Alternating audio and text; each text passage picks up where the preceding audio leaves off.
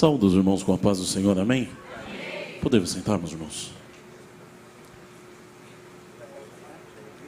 Convido os irmãos para juntos abrirmos a palavra do Senhor no livro de 1 Samuel. 1 Samuel, capítulo de número 23. Enquanto os irmãos acham, eu gostaria nesse momento até de justificar a ausência da minha esposa e da minha filhinha. A gente pretende tomar Santa Ceia à noite. É porque todo segundo domingo tem reunião no Belém, da liderança da juventude. E especificamente hoje, foi às 8 da manhã, começou uma reunião com as esposas dos líderes, com a irmã Lídia e com a irmã Érica, devido a um trabalho que vai ser realizado em outubro. É um trabalho feminino. Então minha esposa está lá no Belém e eu gostaria de justificar aqui, mas à noite estaremos novamente para ceiar e adorar a Deus aqui. Então eu até aproveito para as mulheres que queiram, dia 3 de outubro vai ter um evento feminino com a irmã Rosana Alves. Ela é muito famosa nesse meio da medicina, psiquiatria. Ela vai estar lá no Belém, no Conselheiro Cotegipe. Então todas as irmãs que quiserem participar, depois busquem, falem conosco, falem com a minha esposa, vai ser divulgado o trabalho que vai ser feito, a palestra, o fórum, vai ser bem interessante. Então aproveito já fazer essa divulgação. Gostaria também de agradecer ao pastor Davi pela oportunidade, o pastor Frank também, que está aqui. Que Deus possa abençoá-los. 1 Samuel, capítulo de número 23. Os irmãos, versículo de número 28. Os irmãos já acharam, amém? Amém. Eu vou ler ali na tela, para juntos lermos a palavra do Senhor. Peço também para os irmãos permanecerem com a Bíblia aberta, nós vamos ler alguns trechos. Pelo que Saul voltou de perseguir a Davi, e foi-se ao encontro dos filisteus. Por essa razão, aquele lugar se chamou Selá Ramalecote. Eu vou ler novamente essa parte. Pelo que Saul voltou de perseguir a Davi, e foi-se ao encontro dos filisteus. Por esta razão, aquele lugar se chamou Selá Ramalecote. Até aqui.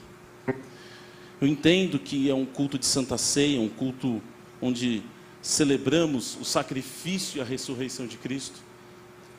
Confesso aos irmãos que quando estava meditando ontem à noite, o Espírito de Deus queimou no meu coração sobre essa palavra. E vou seguir essa orientação, porque eu percebi que o culto, ele não começa na palavra. O culto começa quando os irmãos chegam e dobram o joelho. E desde que eu entrei aqui, eu vi que o Espírito de Deus já estava seguindo essa orientação.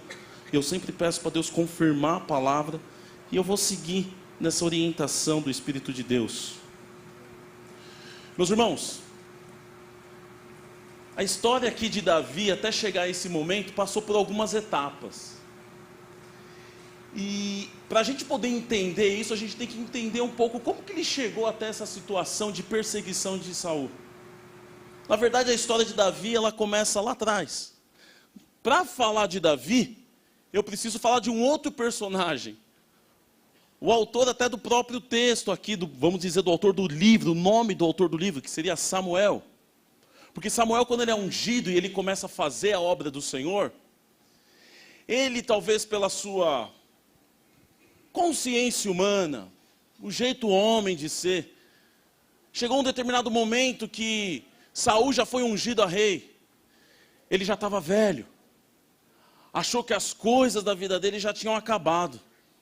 Aí eu chego lá em 1 Samuel, capítulo de número 12, onde ele olha para o povo de Israel, e lá no capítulo 12, ele começa a dizer assim: olha, eu já ungi a Saul, ele é o vosso rei. Agora, vocês seguem com ele, eu já estou velho, os meus cabelos já estão brancos, eu já dei tudo que tinha que dar para vocês. Pois agora eu olho para vocês e eu quero ver se eu roubei alguém. Aí o povo falou: não. Eu fraudei alguma coisa? Não. Estou devendo algo para alguém? Não.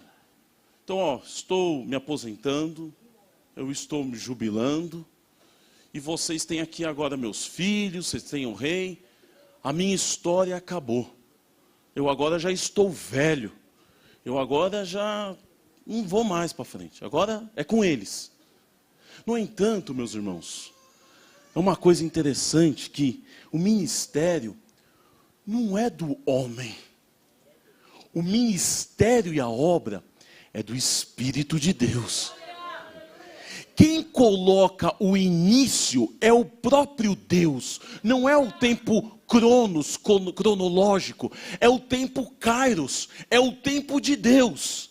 E o Espírito de Deus começou começou o ministério na vida de Samuel.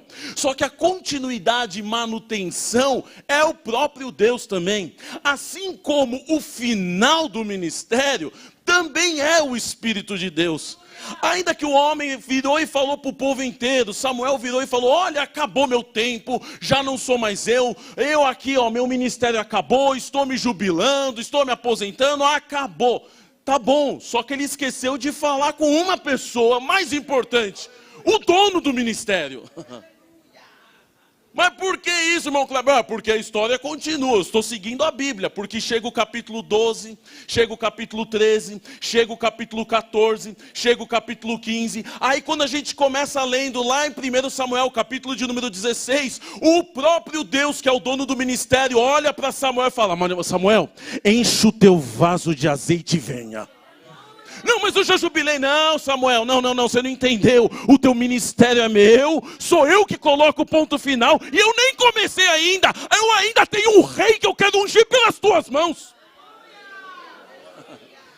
Samuel achou que acabou tudo. Não, não acabou, meu irmão. Ainda tem muito pavio para queimar. Teu ministério é de Deus, é Ele que põe o ponto final, e Ele está falando: eu tenho mais para fazer ainda.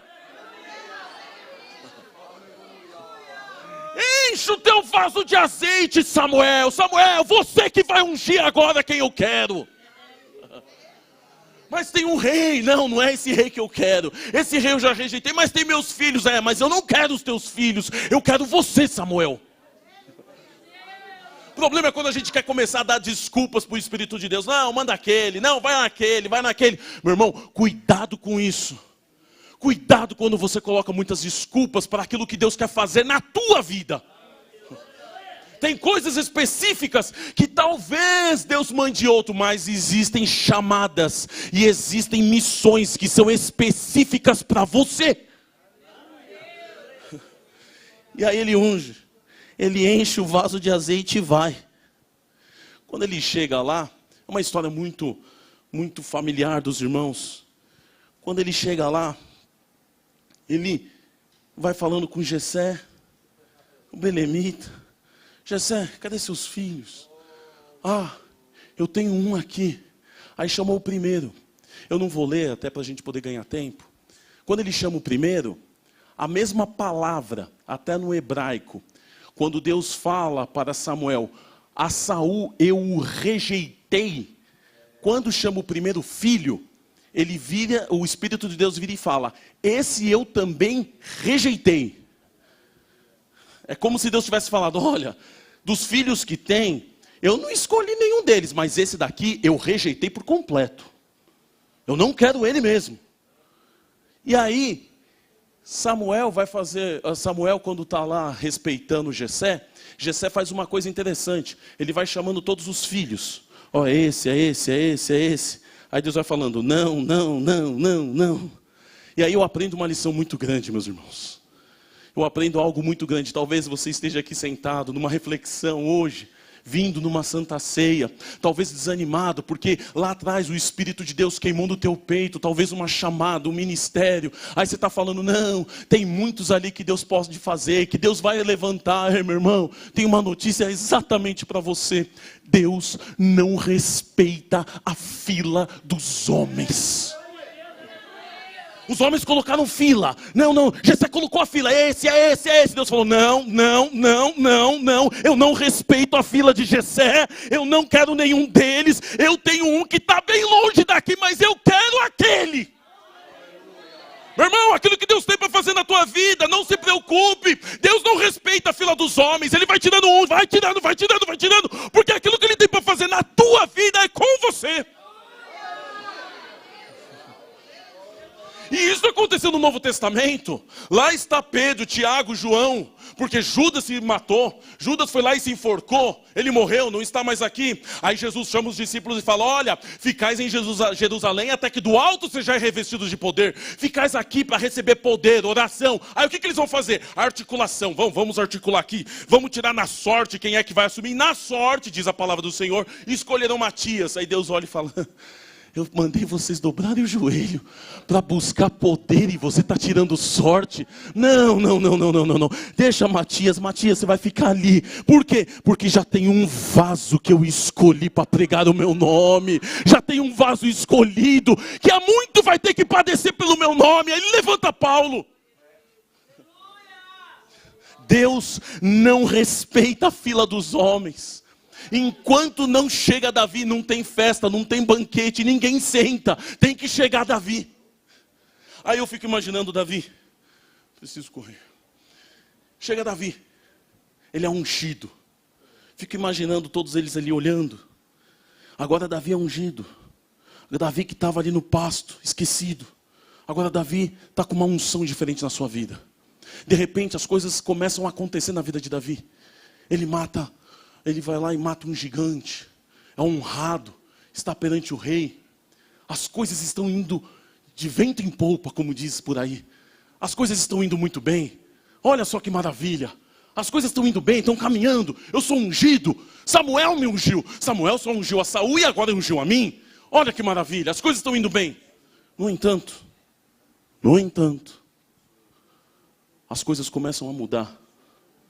Aquilo que estava indo bem, agora, aquele que perseguia os filisteus está sendo perseguido pelo próprio rei. Aquele que estava sendo honrado por todos, agora querem a cabeça dele para matar ele. Agora, aquele que era o valente se torna um mentiroso. Aquele que fazia grandes coisas, Saul matou milhares, mas Davi matou os 10 dos seus milhares e milhares. Agora, você é um ladrão, você é um mentiroso. Agora lá está Davi, fugindo de Saul. O que fazer quando o meu mundo está desabando? O mundo de Davi agora desabou. O mundo de Davi agora já não é mais o mesmo. O mundo está caindo, está desabando. As coisas já não estão mais indo bem como iam antes. Mas eu vim para a igreja, as coisas estavam caminhando tão bem aqui comigo. As coisas estavam, olha, eu vim para a igreja achando que as coisas iam melhorar sobre a minha vida. Eu aceitei Jesus, eu não roubo mais, eu não uso drogas, eu não me prostituo. As coisas, eu achava que estava indo tudo bem, mas parece que agora piorou. As coisas agora estão piorando. Eu estou vendo a minha família sair dos meus dedos, da minha mão. Eu estou vendo as coisas desandarem. A porta de emprego não está vindo na minha vida. O que fazer quando o seu mundo está desabando? O que eu vou fazer? Davi, eu aprendo uma coisa bem grande. Porque enquanto Saul, vocês podem reparar que quando Saul pecou com os amalequitas, e chegou Samuel até ele olhou e disse assim: eu fiz tudo quanto mandou o teu Deus. O teu Deus. Foi isso que Saul disse para Samuel. Eu fiz tudo que mandou o teu Deus. Só que quando as coisas estavam boas com Davi, ele tocava sua harpa lá no cantinho, lá no campo com Deus, onde ninguém via. E Deus começou a honrar ele, desceu óleo sobre a cabeça dele, começou a honrar ele. Aí ele começou a ser perseguido. As coisas sobre Davi, algumas delas não mudaram.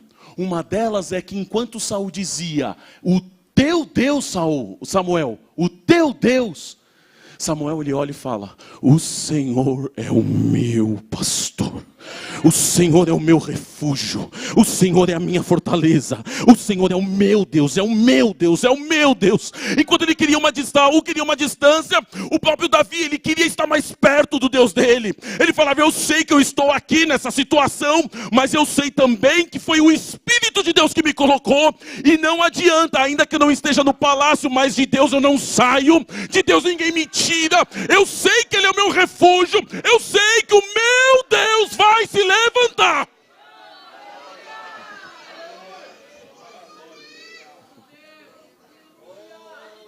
Enquanto ele toma posse daquilo da presença de Deus, não de uma bênção, mas do próprio Deus, ele começa a se apegar mais ao próprio Deus.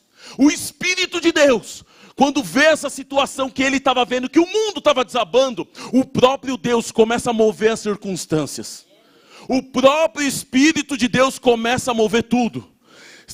Quer ver? Estou lendo agora em 1 Samuel, capítulo de número 21. Samuel, capítulo de número 21. Versículo de número 1. Davi foi falar com o sacerdote Aimeleque, em Nobe. Aimeleque tremia de medo quando se encontrou com ele para perguntar, por que você está aqui sozinho? Ninguém veio contigo. Aí Davi respondeu, o rei me encarregou de uma certa missão e me disse, ninguém deve saber de coisa alguma sobre essa missão e instruções. E eu ordenei os meus soldados que encontrassem comigo num certo lugar. Veja, irmãos, uma coisa interessante. Durante aproximadamente quase que 10 anos, alguns teólogos dizem mais, outros menos, enquanto Saul perseguia Davi, Saul nunca conseguiu saber aonde Davi estava indo. Toda vez em que Saul sabia do lugar e ia até Davi, o Espírito de Deus antecipava o passo dele para que ele não fosse pego por Saul. O meu mundo está desabando, não se preocupe, Jesus chegou primeiro e Ele vai antecipar o teu passo. Deus vai antecipar o teu passo. Você às vezes está perguntando, o que eu vou fazer? Não se preocupe, na decisão que você vai tomar essa semana da tua vida, o Espírito de Deus vai te dar uma direção onde você vai antecipar o teu passo. Ele vai chegar primeiro na direção. Ele vai te dar sabedoria da decisão que você tem que tomar. Você não vai ser pego, mas você vai tomar uma decisão que vai antecipar o teu passo.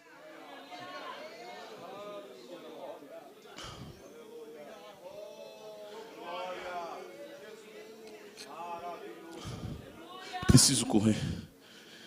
E aí ele toma a decisão. E a decisão dele foi uma das mais arriscadas. Ele vai para Gate. Gate era a terra de Golias.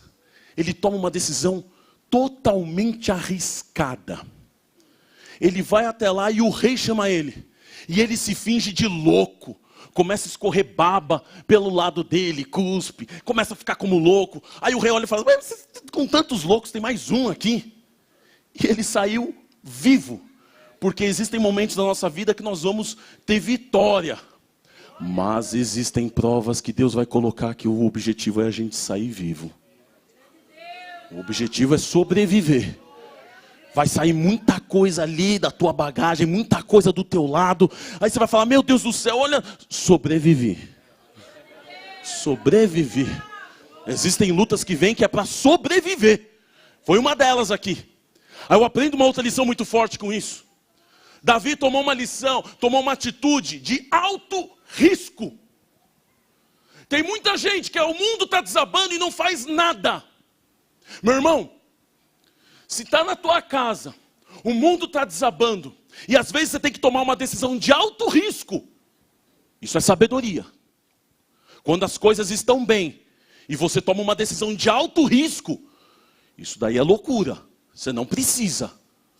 Mas quando as coisas estão desabando, como no caso de Davi, tomar uma decisão dessa é sabedoria. Saia do teu lugar e tome uma decisão de alto risco, se as coisas estão indo de mal a pior. Às vezes o Espírito de Deus está nessa decisão, está nesse passo de fé. Pode parecer loucura, pode parecer clichê, mas eu vou falar de algo que eu já vivi. Eu passei por um momento na minha vida, quando eu casei, de desemprego total. Eu tinha pouco dinheiro no meu bolso. E uma vez, eu acho que tinha R$1.000. Não tinha mais que isso. O Espírito de Deus virou e falou assim, num domingo, dá tudo. Falei, Senhor, é o que eu preciso. Eu não tenho. Eu estou desempregado e estou vindo na tua casa. Decisão de alto risco. Sabedoria. Eu falei, Senhor, eu estou indo na fé, colocando a minha fé em ação. Eu entreguei tudo. Na segunda, uma empresa que eu nunca mandei currículo, me ligou, fez uma entrevista pelo telefone e falou, você começa amanhã. Decisão de alto risco, meu irmão, move o coração do Espírito de Deus. Quando as coisas estão desabando e você toma uma decisão de alto risco, é sabedoria. É o Espírito de Deus dizendo, eu vou ter que honrar a tua fé, porque eu sei que isso é de alto risco, mas você não negou, você entregou. E depois de tomar essa decisão, ele está num deserto de Mispa. Ele está num deserto. E deserto, irmãos, é quente. E ele entra na caverna de Adulão. Lá em 1 Samuel, capítulo de número 22. Versículo de número 1. Davi fugiu da cidade de Gate e foi para a caverna de Adulão. Quando seus irmãos e família de seu pai souberam disso, foram até ele encontrar-se. Aí o versículo 2. Também juntaram-se a ele todos os que estavam em dificuldades, endividados, descontentes. E ele se tornou o líder deles. E havia cerca de 400 homens com ele. Meu Deus, que congregação, que dificuldade. Agora eu estou numa caverna. E no meio dessa caverna, olha as pessoas que vêm até mim. Ele está num deserto. Irmãos, eu tive um tempo atrás, numa das empresas que eu prestei consultoria, eles fizeram um evento e eu tive que acompanhá-los. Foi no Paraná esse evento. E eles fizeram um evento dentro de uma vinícola. E a vinícola, ela, para conservar todos os produtos deles, lá os vinhos, não se preocupe que eu não bebi não, viu? Não bebo vinho. Quero deixar bem claro isso. Eu acompanhei e vi. Eles guardavam todos os vinhos deles dentro de uma caverna. Eles compraram uma caverna e eles deixaram dentro de uma caverna. Quando eu entrei naquela caverna, eu comecei a me surpreender. E ali eu entendi Adulão. Porque aquela caverna, ela tinha 17 graus, de 15 a 17 graus. Aí o dono daquela fazenda, ele disse assim, olha, se aqui está um sol de 40 graus, dentro da caverna é 15 a 17 graus. Se está um inverno que neva e já nevou aqui, dentro da caverna é 15 a 17 graus. A temperatura não muda. A temperatura é a mesma, porque toda caverna é um isolante térmico natural. Não muda. Davi está num deserto e está quente. Tem momentos que sua cabeça está quente. Está o coração pegando fogo. O calor veio. Entra na caverna. Vai lá, entra na caverna. Entra na caverna que o Espírito de Deus vai ter um isolante térmico na tua vida, aonde ele tem algumas lições para te apresentar, para te mostrar, aonde você vai lá e você vai ter um refrigério, a sua temperatura, a sua intensidade vai abaixar, aí você vai conseguir tomar algumas decisões sérias na tua vida, porque decisão séria não se toma de cabeça cheia, decisão séria se toma quando você está tranquilo. Entra dentro da caverna de Adulão, porque lá o Espírito de Deus vai te mostrar algumas coisas que você não está vendo agora. Davi, quando entrou lá na caverna de Adulão, o Espírito de Deus colocou as piores pessoas para ele. Porque vai ser assim, às vezes você vai entrar dentro de um emprego que você está orando pedindo para sair. E Deus não te tira. Aí Ele está falando com você, eu te coloquei aqui para você dar uma razão de vida para essas pessoas que estão do teu lado. Você tem que ser luz lá. É lá que a sua luz tem que brilhar. É lá que você tem que dar uma razão de existência. É lá que eu vou te usar.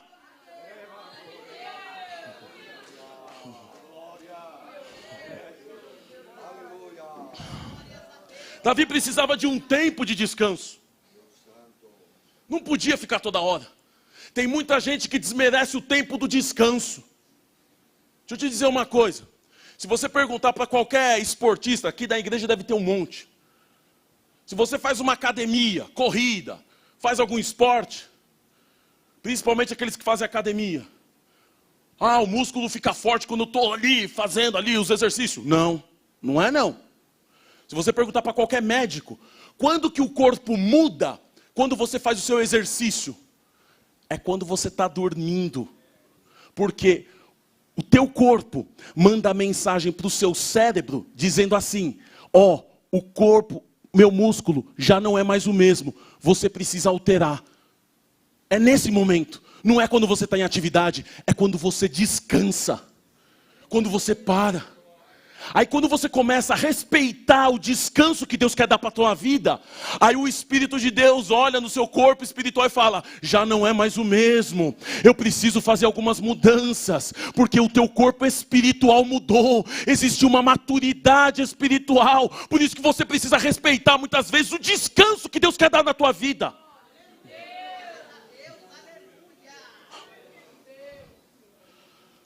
E lá está Davi, com 400 homens, com espíritos desgostosos. Só que tem uma coisa. Saul continua atrás dele. E aí ele vai fugindo de Saul de um deserto para outro. De um lado para outro. Ele vai fugindo de um lado, fugindo de outro, fugindo de outro. Até que chega um momento. Onde não tem mais o que fazer. Saul consegue, com a sua tropa de elite, com a rota, Bob, as forças armadas, cercou Davi. Davi, 10 anos que eu estou indo atrás de você. O exército cercou de um lado, diz a palavra do Senhor que Saul mandou uma tropa pelo outro lado. Não tem saída. Agora eu peguei você, Davi. Eu fico imaginando Saul e Davi. Saul estava com um olhar dizendo, 10 anos que eu esperei para pegar a cabeça desse garoto. É agora que eu pego. Toda a tropa, mais de 5.000 homens, atrás de um só. Do outro lado, eu fico vendo Davi. Olhando de um lado, olhando do outro, vendo a tropa vindo. Não tem saída. Agora eu vou morrer. 10 anos fugindo de um lado, 10 anos fugindo do outro. Não tem mais para onde ir. Quem estava do lado de Davi? Os 400 homens. Mas que 400 homens? Se lembra? Na caverna. Espíritos desgostosos. Se lembra? Aqueles endividados, em crise, que ninguém queria saber deles. Se lembra? É esse que vai ficar do teu lado, meu pastor. É esse que vai te ajudar. É esse que não vai fugir. Ninguém queria eles, mas Davi quis. Davi deu uma razão de existência para eles, onde eles não tinham mais razão nenhuma para sobreviver. Aí lá está Davi, olhando de um lado, olhando do outro, vendo esses homens com enxada, talvez uma espada ou outra, com uma foice, não sabiam lutar. E o exército vindo. Lá está Davi. Já parou para pensar, no momento da cabeça de Davi, não tem saída. Não tem saída na tua vida. Acabou. Acabou o emprego.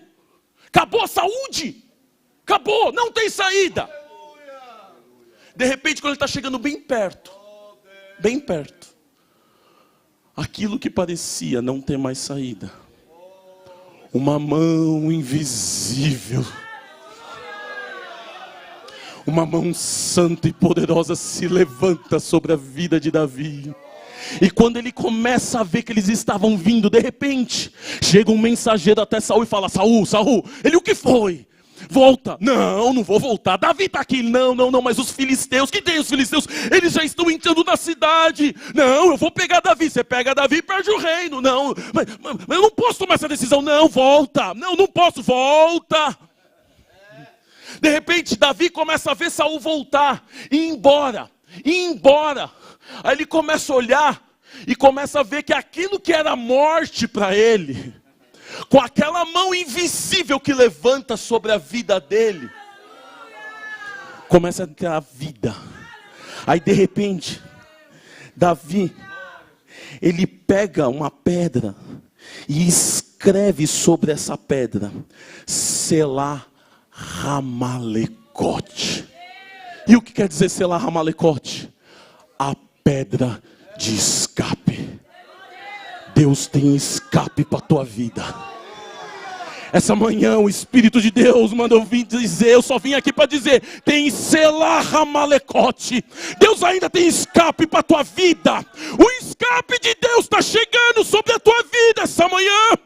O escape de Deus tem Selá Ramalecote. Você não vai ficar desamparado, não. Pode não ter saído mana, mas a mão de Deus se levanta sobre a tua vida e Ele vai te dar o escape. Tem escape de Deus. Tem escape de Deus, meu irmão. Tem escape de Deus sobre a tua vida.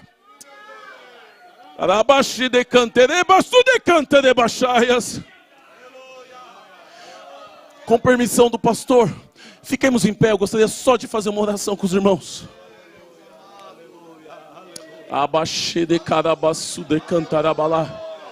Tem escape de Deus, meu irmão.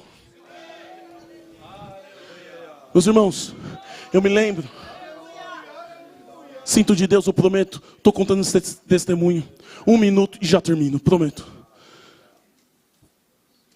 Eu sinto de Deus de contar novamente. Eu contei esse testemunho ano passado. Eu me lembro quando eu era pequeno. Uma vez, meu pai dirigia uma igreja lá em Santo André. E quando ele dirigia a igreja, ele conheceu alguns irmãos. Ele era auxiliar de um pastor depois. E ele tinha um irmão lá, que ele morava dentro da igreja. Ele era o caseiro. Depois o meu pai estava voltando para casa um dia. Viu ele na rua com todas as coisas dele. Aí meu pai chamou esse irmão, conversou com ele. Vem cá, levou ele para casa, começamos a conversar. Ele falou, estou morando na rua. Minha mãe olhou para meu pai e falou assim, ajuda ele. Aí minha mãe pegou, junto com meu pai, chamaram um irmão, alugaram um quartinho que ele levou ele e a família dele. No dia seguinte, minha mãe olhou para o meu pai e falou assim, ajuda ele precisa de um emprego. E lá perto de onde a gente morava tinha um Carrefour. E meu pai trabalhava na área comercial. E meu pai foi lá e conseguiu colocar ele para trabalhar no Carrefour. Eles começaram a trabalhar lá dentro. E aí, passaram-se 2 anos. Ele virou, chegou em casa, um sábado. Aí a gente recebeu eles, começamos a comer uma pizza. Eles falaram, que viemos aqui só agradecer. Porque vocês ajudaram a gente num período muito difícil. Mas nós estamos voltando para o Paraná. Nós vamos vir para lá, vamos morar lá. Não é aqui o nosso local. Meu pai fez uma oração por eles. Em família, oramos. Despedimos, eles foram embora. Os anos começaram a se passar dentro da minha casa. E passou um vento tão forte dentro da minha casa. Morávamos de aluguel. Um vento tão forte. Onde as coisas começaram a faltar dentro de casa. Faltar tudo. Começou a faltar. Aí num sábado, minha mãe fazia culto doméstico comigo e com os meus irmãos. Eu louvo a Deus pelas mães que ainda fazem culto doméstico. Eu sou uma testemunha de culto doméstico. Quantas vezes eu falava que não queria fazer culto doméstico, minha mãe virava e falava, na minha casa quem manda sou eu, não é você. Vem aqui que você vai dobrar o joelho. Sou resultado disso e hoje eu faço isso em casa. Num vento muito forte dentro de casa, faltando tudo. Minha mãe orando e falando, Senhor, só temos agora o que tomar café, não tem mais nada. Meu pai vendia as coisas que tinha dentro de casa, já não tinha mais o que vender. Não tínhamos telefone, não tínhamos nada, acabou tudo. De repente, bateram na porta. Quem foi? O vizinho. O vizinho falou assim, irmão, ô Luiz, tem aqui um telefone para você, porque a gente só atendia pelo vizinho. Aí, meu pai foi lá atender o telefone, ele falou, ô pastor Luiz, paz do Senhor. Quem é? Ah, o Daniel, lembra de mim? Lembro. O que você está fazendo? Deixa eu te contar, meu irmão. Estou aqui no Paraná ainda. Ah, que bênção. Que dificuldade de encontrar o telefone do irmão. Ele disse, se eu te contar. Mas conte você, o que está acontecendo? Deixa eu te dizer, eu cheguei aqui no Paraná. Alugamos uma casa. E na casa tinha uma garagem na frente, só que a gente não tinha carro. Aí eu e minha esposa fomos lembrar, o que a gente vai fazer? A gente aprendeu a trabalhar com um comércio ali, que o Senhor ensinou a gente junto com o Carrefour. Então a gente abriu uma quitanda aqui na frente. Não tinha quitanda. Fizemos uma quitanda. Ah, é? É, e começou a dar certo. Da quitanda, a casa do lado alugou. A gente alugou e abrimos um mini mercado depois de 2 anos. Só que começou a dar certo tanto, que aí na frente tinha um terreno, nós conseguimos comprar isso daí, e a gente abriu um supermercado. Só que começou a dar certo.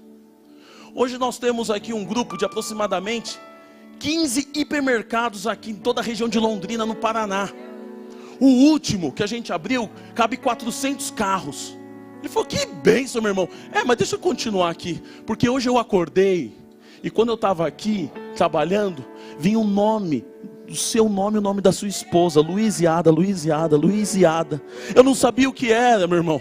Aí eu achava que era coisa da minha cabeça, e aí a atendente lá do caixa me chamou, eu desci, e era um casal, adivinha o nome do casal, acredite se quiser, o nome dele era Luiz, e o nome dela era Ada, igualzinho da sua esposa. Eu falei, não pode ser, é de Deus.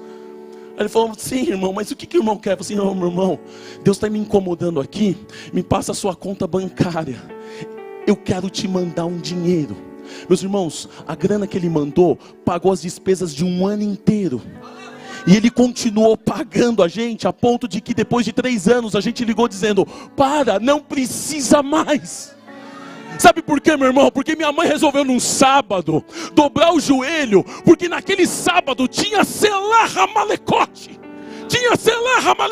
Meu irmão. Tem escape de Deus essa manhã. Feche seus olhos. Pai amado, Pai bendito, graças te damos por estar aqui, Senhor, com os teus filhos. Senhor, eu te rogo, ó Pai, tu sabes da vida de cada um, Senhor, pois nós vamos cear, ó Pai, mas Senhor, nós sabemos que tem escape de Deus. A tua palavra veio, Senhor, para dizer aos teus filhos, tem escape vindo, Senhor. Em teu nome, ó Pai, vem abençoar cada um dos teus, ó Pai. Senhor, em nome de Jesus, ó Pai, que eles possam sair daqui, ó Pai, certos de que o Senhor é o dono de toda provisão, ó Pai, e que o Senhor há de prover o escape para cada um deles, Senhor, em nome de Jesus, meu Pai. Amém.